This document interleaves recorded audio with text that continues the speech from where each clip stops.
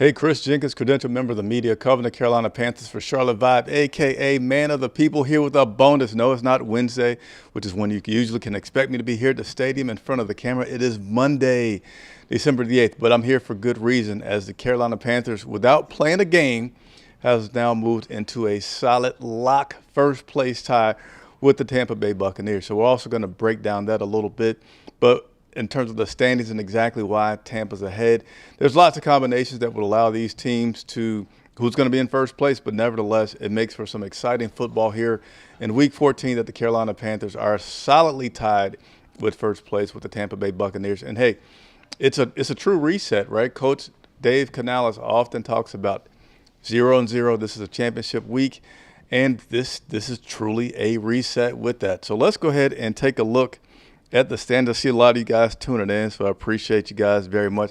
Hey, I know last week, the bye week, you guys missed me, right? So we want to start this week strong and be here for you covering this team. Let's take a look at the standings exactly as they appear right now. Tampa Bay 7-6, Carolina 7-6, the exact same record. So what we're going to do here is break this down into why technically right now the Tampa Bay Buccaneers are in first place. So the first thing would be the head-to-head. Well, these teams, as you know, do not play each other until weeks, 16 and 18. Last 2 out of 3 games, they'll play first here in Carolina, and then the final game will be in Tampa Bay. They have not played head-to-head yet, so therefore Tampa Bay nobody gets the nod on the head-to-head. All right, the second thing that they're going to do is the division record. And if you see here, again, these teams are exact lock. Carolina, 2-1 in the division. Tampa Bay, 2-1 in the division. So, again, a deadlock from head-to-head. They haven't played, and deadlock in the division with being 2-1. So what is the thing that puts Tampa Bay in first place? Well, that will be the common opponents and who has the better record. And that goes to Tampa Bay. Tampa Bay has the better record against teams that both Carolina has played and Tampa Bay has played. So let me look at my notes so I can say this correctly for you guys. They have both played the New York Jets. Both teams were victorious in those matchups.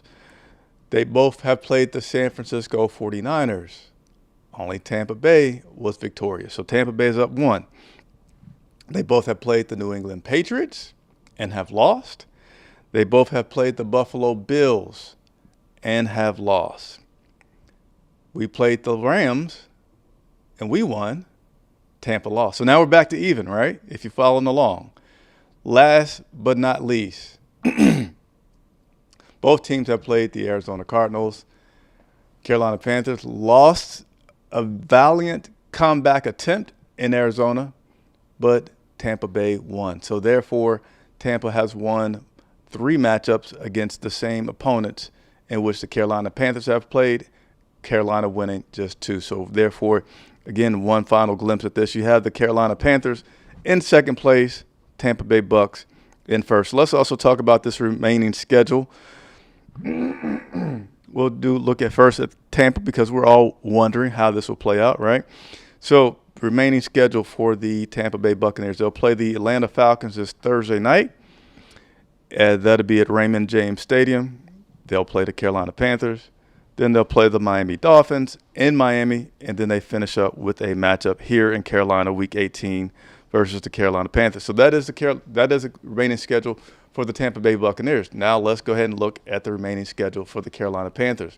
As you know, we'll head to New Orleans for the first time this week, playing the Saints. That'll be a 4:25 kickoff this Sunday.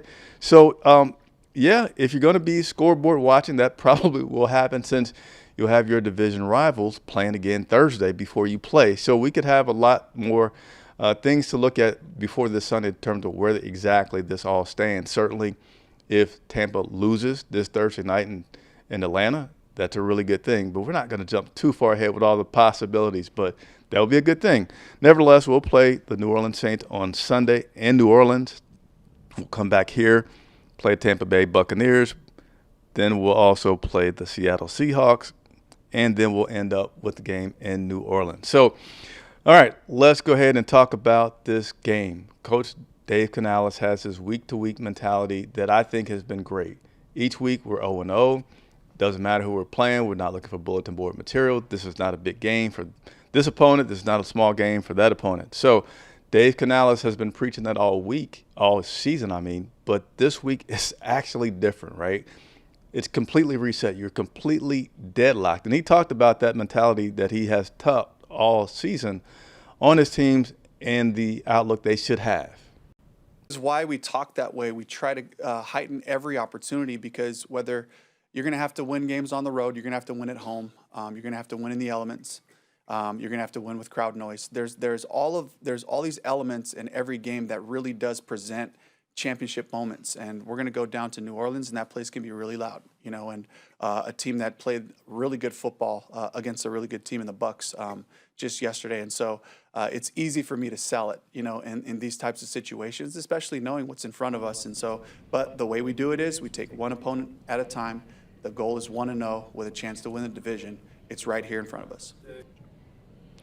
Couldn't have said it better, right? It is a chance to do it, right? He said, we've talked about it all season, so these guys can be in the right mentality so that when these moments come, there's no recalibration, there's no super new speech that he has to do.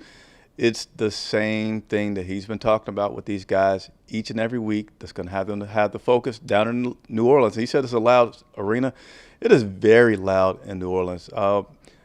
I tend to feel not so much from the fans, even though the fans certainly make that possible with the noise. But it's just the way that place is built and the acoustics and the way things just vibrate and bounce around in there. Really, really loud stadium. And they don't want the Carolina Panthers to win, right? Division rivals. But I also went into the locker room because these guys have been out for a week. I think they were out since last Monday. And many of them watched that game yesterday. But beyond that, I talked to several guys on the offensive and defensive sides of the ball about now that 0-0 championship each week is a championship week is really, the most real it's been all season. Do things change a little bit in terms of that mentality?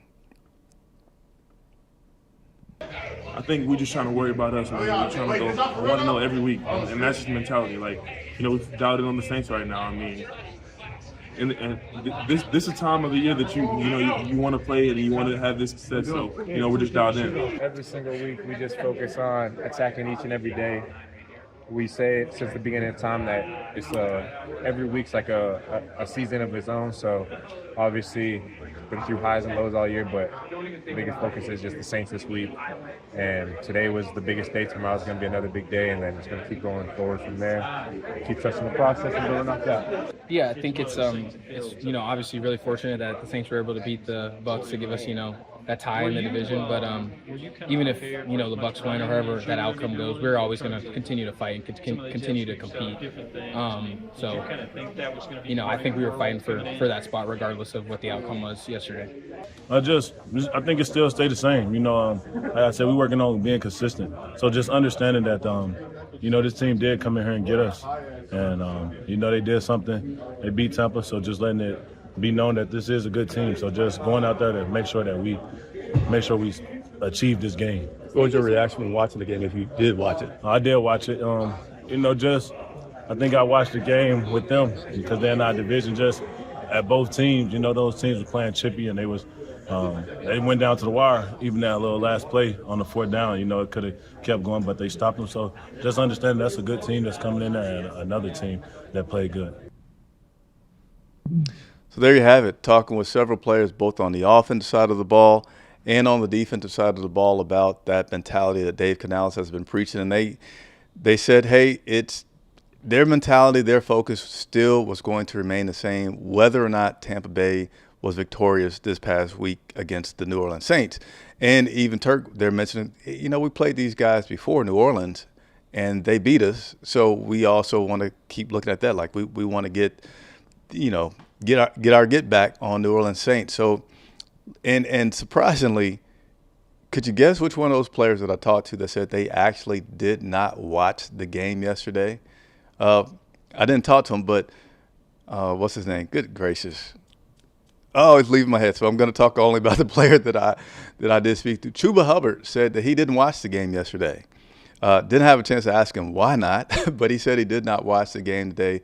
Only today, when they came in back to the stadium, did he have a chance to go and look through the film and really see the results from that game yesterday. But Turk said it was a chippy game. Both teams wanted it. New Orleans won, and there you have it. The New Orleans Saints beat the Tampa Bay Buccaneers, and now there's a first place tie with the Tampa Bay Bucks and your Carolina Panthers. We're going to continue to be in the locker room this week, bring you more coverage and information from these players firsthand in that locker room. But I can tell you guys, if you're worried about this team getting up, getting down, and celebrating too early, I never get that from these guys in this locker room. Again, today, Jalen Coker, Turk Wharton, Nick Scorton, Chuba Hubbard, all of those guys were like, yeah, that is our mentality, and that is what we believe. And it really doesn't matter what happened this week. We need to take care of business each and every week. We need to be the best version of ourselves.